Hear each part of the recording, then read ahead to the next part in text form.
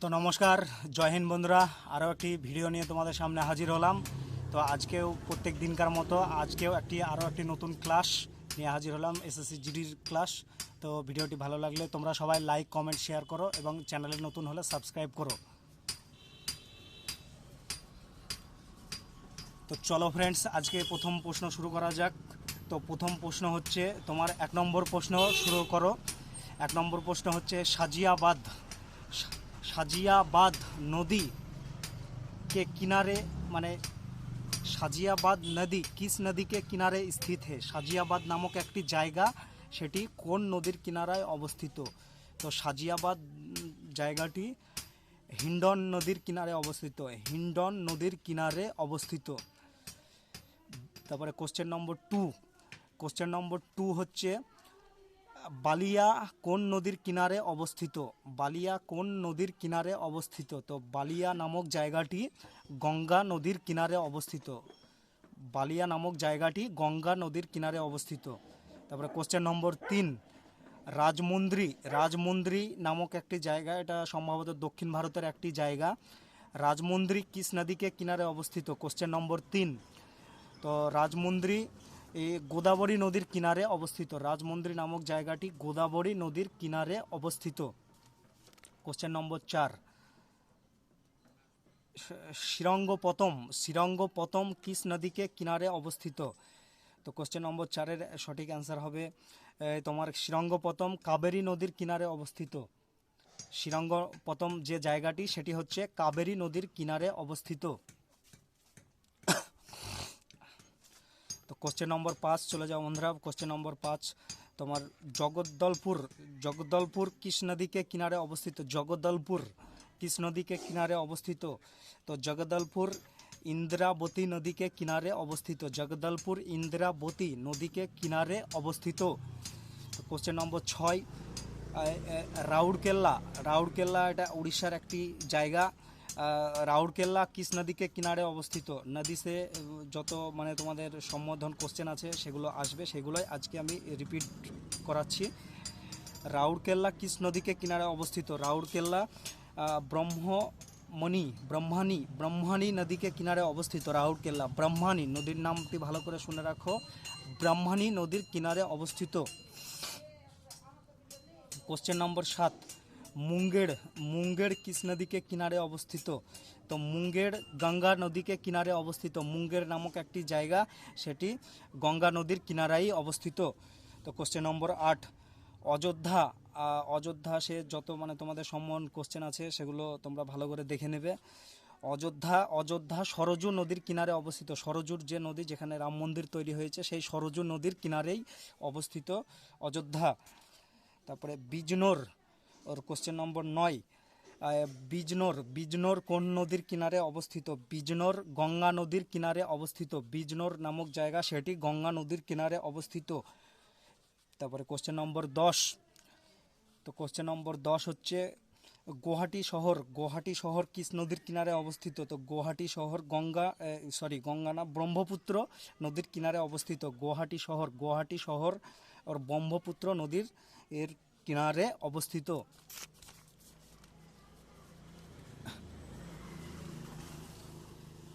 তো question number 11 ভালো করে শোনো।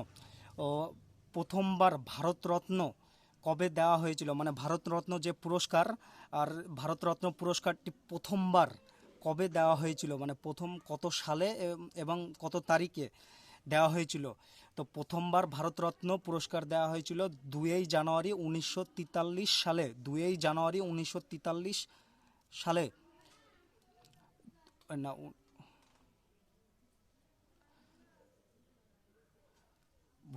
ভুল বললাম উত্তরটা। এটা হবে তোমার 2 জানুয়ারি 1954 সালে ভারতরত্ন পুরস্কার দেওয়া হয়েছিল। তো কোশ্চেন নম্বর 12 চলে যাও। ভারতরত্ন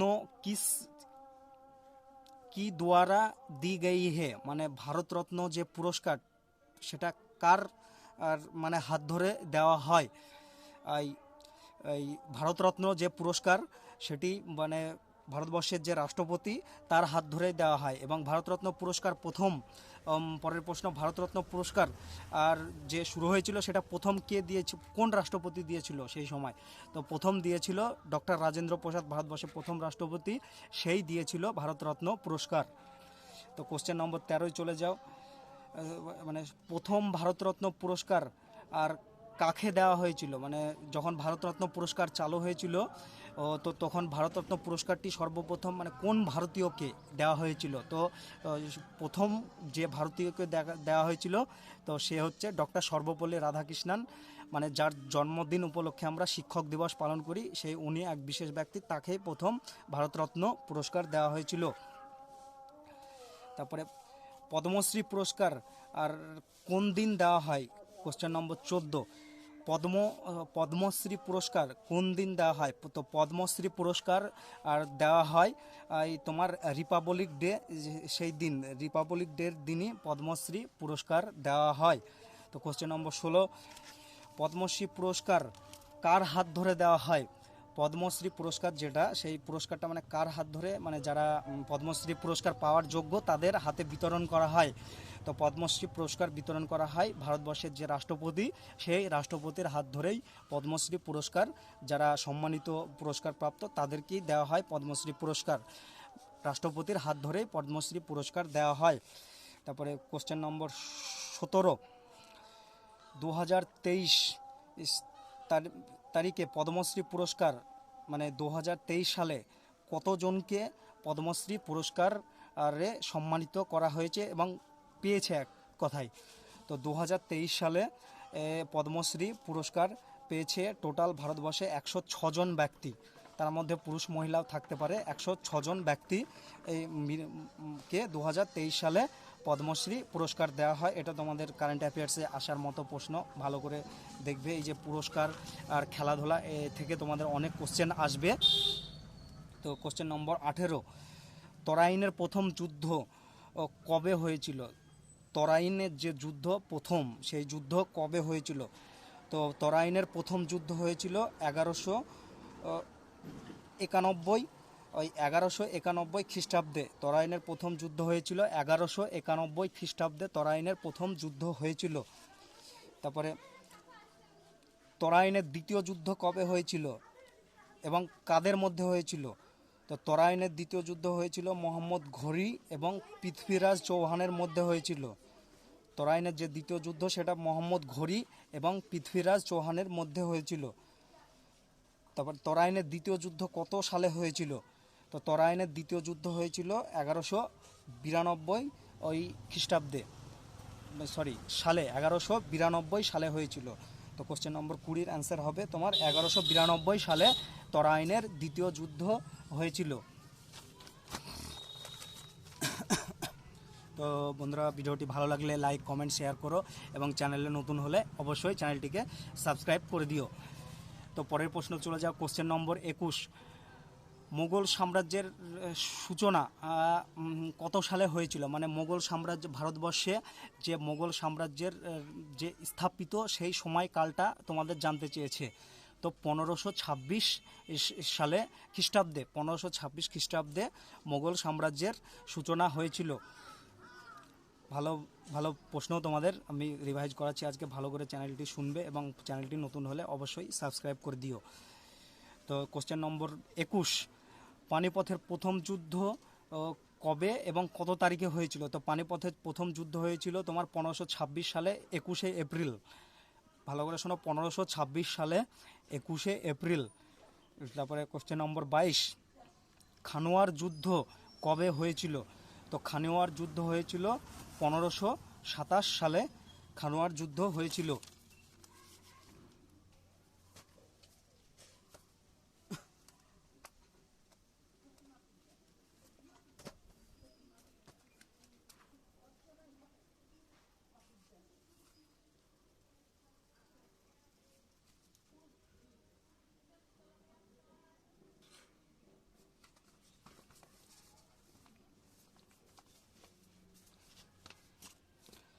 তারপরে পরের প্রশ্ন চলে যাও। কোশ্চেন নম্বর 23, भारत में मेघालय राज्यों भारत में मेघालय राज्यों के निम्नलिखित में से किस शहर में सबसे अधिक वर्षा होती है। তো মানে প্রশ্নটা মানে বলছে ভারতের কোন রাজ্যে সবথেকে বর্ষার সময় বেশি বৃষ্টিপাত হয়। তো এই প্রশ্নটা সঠিক মানে উত্তর হবে তোমার মৌসিনরাম রাজ্যে, ভারতবর্ষের মৌসিনরাম বলে একটি জায়গায়, সেখানে বর্ষার সময় অতিরিক্ত বৃষ্টিপাত হয়, মানে সবথেকে বেশি বৃষ্টিপাত হয়। পরের প্রশ্ন 24 নম্বর প্রশ্ন, निम्नलिखित में से कौन सा एक प्रमुख गेहूं उत्पादक राज्य नहीं है। মানে এর মধ্যে কোন একটি রাজ্য যেটাতে মানে গম উৎপাদন হয় না সেটাই জানতে চেয়েছে। তো এর মধ্যে অপশানগুলি হচ্ছে পাঞ্জাব, গোয়া, উত্তরপ্রদেশ, হরিয়ানা। তো এর মধ্যে সঠিক অ্যান্সার হবে তোমার গোয়া রাজ্যে গম উৎপাদন হয় না সেটাই জানতে চেয়েছে। এর মধ্যে তার সব বাদবাকি সব রাজ্যেই গম উৎপাদন হয়। পাঞ্জাব, উত্তরপ্রদেশ, হরিয়ানা এই তিনটি রাজ্যে গম উৎপাদন সবথেকে বেশি হয়। তারপরে পরের প্রশ্ন, किसी भी क्षेत्रों का दाब एवं पवन तंत्र किस पर निर्भर करता है। माने किसी भी क्षेत्रों का दाब एवं पवन तंत्र किस क्षेत्रों पर निर्भर करता है। स्थान। तो এই প্রশ্নটা সঠিক অ্যান্সার হবে তোমার, দেখো তোমরা কমেন্টের মাধ্যমে জানাও। তো এখানে অপশান আছে স্থান কা অক্ষাংশ और ऊंचाई और दशांतर, সমুদ্র সে दूरी और অক্ষাংশ। তো এখানে সঠিক উত্তরটি হবে তোমার স্থান কা অক্ষাংশ और ऊंचाई। गंगोत्री हिमবাহ। পরের প্রশ্ন, গঙ্গোত্রী হিমবাহ কিস রাজ্য মে স্থিত হে। মানে গঙ্গোত্রী যে হিমবাহ সেটা কোন রাজ্যে অবস্থিত সেটাই বলতে চেয়েছে। তো গঙ্গোত্রী হিমবাহ এটি তোমাদের উত্তরাখণ্ড রাজ্যে অবস্থিত। উত্তরাখণ্ড যে রাজ্য সেই রাজ্যে অবস্থিত গঙ্গোত্রী হিমবাহ। পরের প্রশ্ন, গোল্ডেন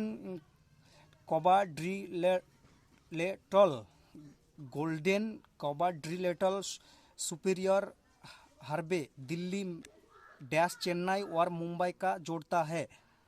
মানে একটি হাইওয়ের নাম, সেটা কোন রুটকে জোড়ে সেটাই বলতে চেয়েছে। দিল্লি এবং কলকাতা, চেন্নাই রুটকে জোড়ে। এখানে সঠিক উত্তর হবে কলকাতা। তারপরে পরের প্রশ্ন, অরুণাচল প্রদেশ কা এক কৃষি উৎসব। ड्री एक ধরনের উৎসব, অরুণাচল প্রদেশের কৃষি উৎসব। ইহা ড্যাশ কি মহিনা মে মানায়া যাতা হয়। মানে অরুণাচল প্রদেশের একটি উৎসব, সেটি কোন মাসের মানে মানানো হয়। তো এটা জুলাই মাসে মানানো হয়। পরের প্রশ্ন, ग्लेशियर और आमतौर पर डैश में पाई जाती है। গ্লেশিয়ার আর যে মানে বরফ পড়ে যে গ্লেশিয়ার তৈরি হয় সেই গ্লেশিয়ারের কথাই বলা হয়েছে। সেটা কোন সময় মানে কোন এলাকায় দেখা যায় গ্লেশিয়ার। তো গ্লেশিয়ার সম্ভবত তোমার সঠিক অ্যান্সার হবে পাহাড়ি এলাকায় দেখা যায়। গ্লেশিয়ার সমতলে কোনো দিন দেখা যায় না, সেটা পাহাড়ি এলাকায় দেখা যায়। তারপরে পরের প্রশ্ন, পৃথিবী কে বায়ুমণ্ডল কি পেহলি परत डैश है। মানে পৃথিবীর বায়ুমণ্ডলের মানে প্রথম যে স্তর আর সেই স্তরটার কোন স্তর, সেটা হচ্ছে ক্ষোভ মণ্ডল। পরের প্রশ্ন, निम्नलिखित में से किस कारण से खेती की काटी और जलाओ विधि अपनी जाती है। মানে मिट्टी की उर्वरता के পুনঃপূর্তি करने के लिए, মানে মাটির যে উর্বরতা সেটাকে পুনরায় বৃদ্ধি করার জন্য যে মানে খেতি করার পর ধরো গম চাষ করার পরে যে গমের যে কাঠিগুলো সেগুলোকে পুড়িয়ে দেয়, সাধারণত কৃষকরা পুড়িয়ে দেওয়ার পরে সেটা মাটিতে মিশে এক ধরনের সার তৈরি হয়ে যায় এবং তার থেকে মাটির উর্বরতা বেড়ে যায়। সেটা এখানে বলতে চাইছে যে मिट्टी की उर्वरता के पुनःपूर्ति करने के लिए खेती में आग से जला दी जाती है। जो काटी फाटी सब जो নোংরা জিনিস থাকে সেগুলোকে জ্বালিয়ে দেয় এবং মাটি নতুন পুরনো হয়। তারপরে পরের প্রশ্ন, ভারত এশিয়া কে কিস ভাগ মে স্থিত হে। মানে ভারত যে দেশটি সেটি এশিয়া মহাদেশের কোন ভাগে অবস্থিত। দক্ষিণ এশিয়ায় ভারত অবস্থিত। পরের প্রশ্ন, ভারত মে অত স্থলীয় নৌচাलन अलमार्ग डैश किमी लंबा है। 14,500 किलोमीटर लंबा है। निम्नलिखित में से कौन सा राज्य बांस ड्रिप सिंचाई तंत्र का उपयोग करता है মানে ভারতবর্ষের কোন রাজ্য বাঁশ ডিপ সিঞ্চাই তন্ত্র কা উপयोग করে সেটা হচ্ছে মেঘালয় রাজ্য। विशाखापत्तनम स्थल रुद्र और अच्छी तरह से संरक्षित बंदरगांव है মানে বিশাখাপত্তনমের একটি যে মানে যে বন্দরগাঁও আছে সেটা কি মানে গেহরা বন্দরগাঁও, এখানে সঠিক অ্যান্সার হবে গেহরা। निम्न में से कौन सा सौरमंडल का ব্রহ্ম গ্রহ कहा जाता है মানে সৌরমণ্ডলের যে বামন গ্রহ সেটা কোন গ্রহকে বলা হয়, সেটা শনি গ্রহকে বলা হয়। পরে প্রশ্ন, मकर संक्रांति उत्तरायण की शुरुआत का प्रतीक डैश है तो मकर संक्रांति उत्तरायणের যে তারিখ সে তারিখটা হচ্ছে 14 জানুয়ারি मकर संक्रांति पालन करा হয়। তারপরে নিম্নলিখিত सूची में से एक বামন গ্রহ की पहचान करे तो বামন গ্রহ হচ্ছে তোমার প্লুটো। ভালো করে শুনলাম, বামন গ্রহ হচ্ছে প্লুটো।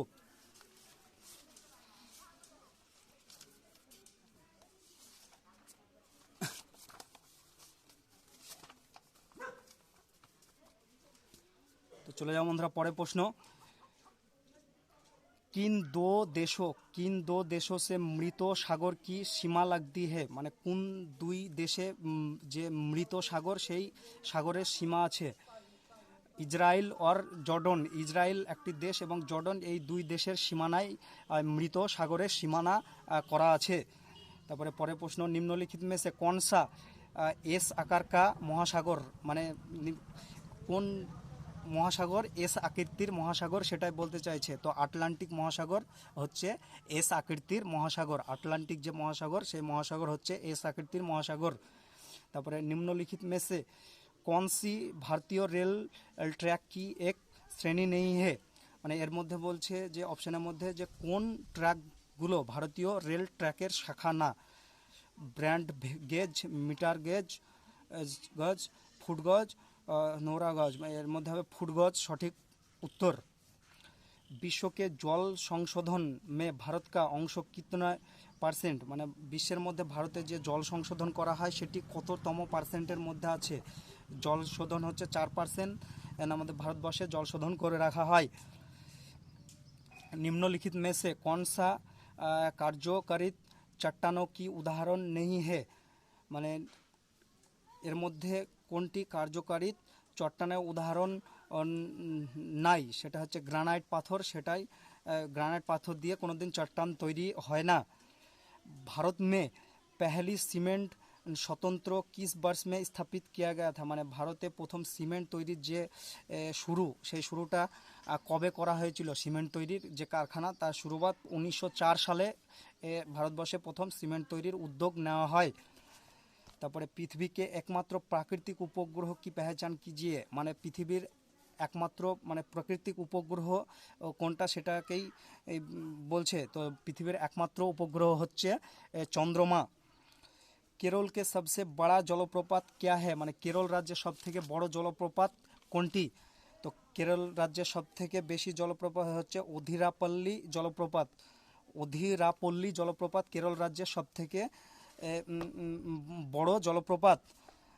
मई और जून के महीना में देश के उत्तरी भाग में चलने वाली तेज गर्म और शुष्क स्थानीय हवा को क्या कहा जाता है মানে মে और जून मासे देशेर उत्तर भाग থেকে যে হাওয়া বয় সেই হাওয়াকে মানে বাতাসকে কি নামে আখ্যা দেওয়া হয়।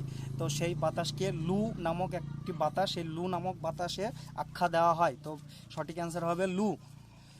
তারপরে পরের প্রশ্ন, ড্যাশ उत्तर में खरीफ की फसल और दक्षिण भारत में रबी फसल है মানে কোন ফসল উত্তর ভারতে খরিফ ফসল এবং দক্ষিণ ভারতে রবি ফসল নামে পরিচিত।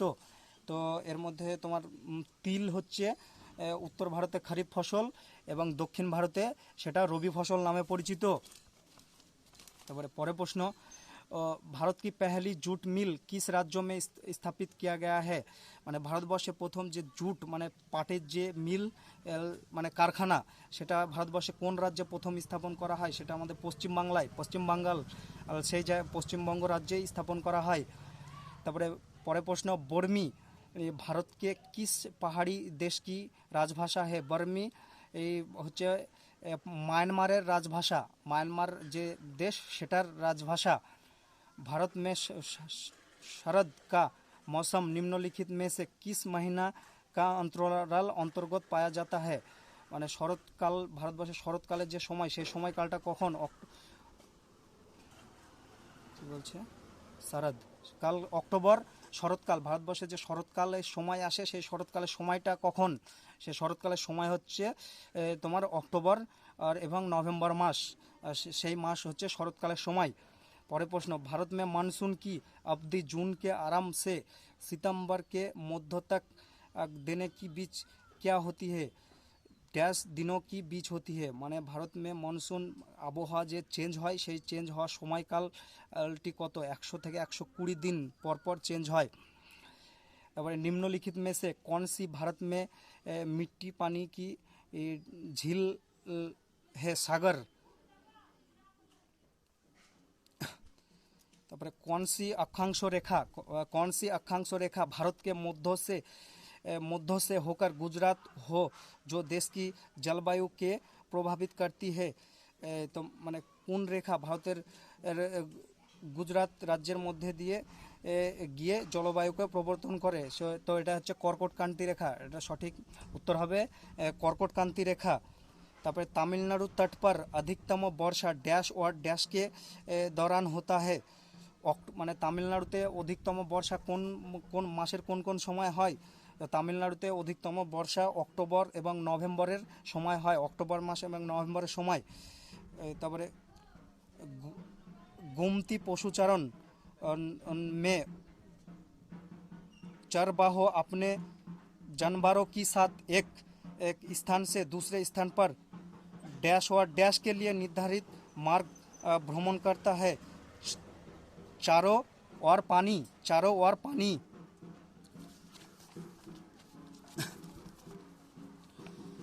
পরে প্রশ্ন, तारामंडल उर्सा मेजोटर डैश के नाम से माना जाता है? दी ग्रेट बियर नाम से माना जाता है। एक डैश बहता जल में एक अवरोध हो जो प्रवाह के वर्धित निर्देशित या धीमा करता है? एक जलाशय झील या बड़े का निर्माण करता है? ये कौन মানে এই জিনিসটাকে কি বলে? সেটা এই জিনিসটাকে বাদ বলে। भारत में अक्टूबर एवं नवंबर के दौरान सूर्य के दक्षिण की ओर और गति के कारण डैश उत्तरी ऊपर शिथिल हो जाता है? মনসুন যে আবহাওয়া যে চেঞ্জ সেই চেঞ্জের ব্যাপারটা। তারপরে कौन सा जलमार्ग अटलांटिक महासागर के प्रशांत महासागर से जोड़ता है? মানে कौन सा जलमार्ग अटलांटिक এবং প্রশান্ত মহাসাগরকে জুড়ে দেয়? পানামা নেহের আর যে সেইটাই আটলান্টিক এবং প্রশান্ত মহাসাগরকে জুড়ে দেয়। তারপরে গ্রীষ্ম ঋতুতে স্থানীয় তুফান যে আসে সেই তুফানের নাম কি? সেটা হচ্ছে কালবৈশাখী ঝড়। লু কিস ঋতু ও কি বিশেষণতা হে? লু হচ্ছে গ্রীষ্ম ঋতুর যে মানে গরমকালের বিশেষণতা, মানে এখানে সঠিক অ্যান্সার হবে গ্রীষ্ম ঋতু। তারপরে নিম্ন में से कौन सा तिलहन रबी फसल और खरीफ फसल दोनों के रूप में उगाया जाता है? आरएनडी के बीज, आरएनडी के बीज এটা মানে খারিফ ফসল এবং রবি ফসল দুই সময়ই সেটাকে মানে চাষ করা হয়। निम्नलिखित में से कौन सा त्योहार अगस्त सितंबर में फसल के काटाई समय पर मनाया जाता है? অনম বলে একটি ফসল, সেটা আগস্ট এবং সিতম্বরের সময় মানায়। मेघालय की कौन सी पहाड़ियाँ में सर्वाधिक वर्षा होती है? मेघालय की खासी पहाड़ियाँ में सर्वाधिक বৃষ্টিপাত होता है। তো ভিডিওটি এই পর্যন্তই। ভালো লাগলে ভিডিওটি লাইক কমেন্ট শেয়ার করো এবং চ্যানেলে নতুন হলে সাবস্ক্রাইব করো।